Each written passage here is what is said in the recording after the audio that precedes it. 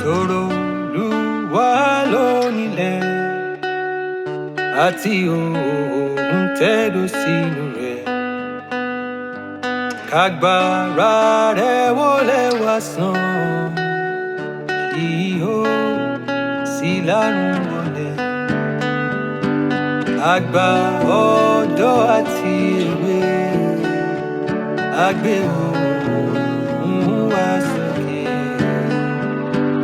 sí Baba aráyé. Ó rọ̀ omi sí yángbẹ́ ilẹ̀, kárí bá ti ṣe kájé mọ́ bá wa gbé.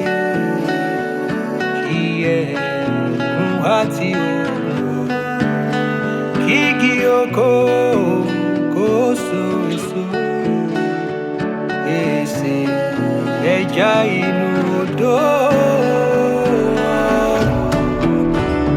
Ṣílẹ̀kùn àmì ojú rẹ̀,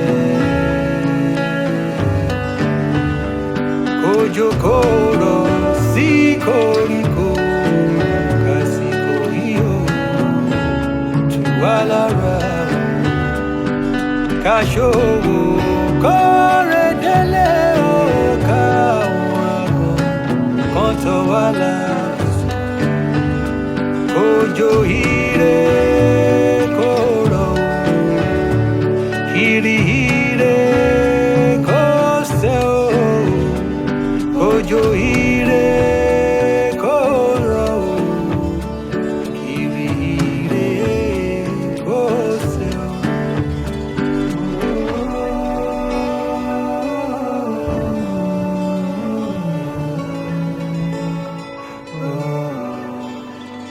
Ìrì àná kò tó kọ̀wé, rọ̀jò ìbùkún rẹ̀ sórí ilẹ̀.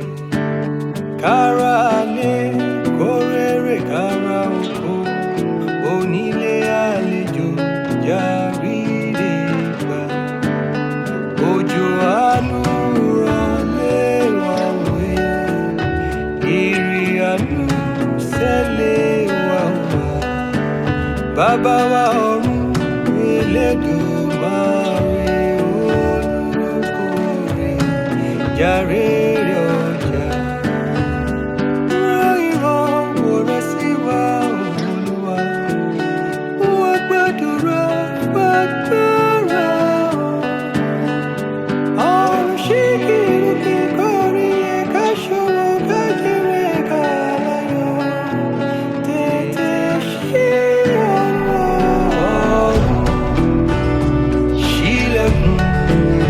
àmì ojú rẹ̀, òjò kó rọ̀ sí koríko, kásìkò yíyó tù wá lára.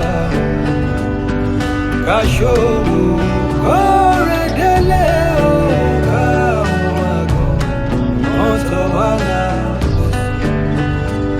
Òjò ire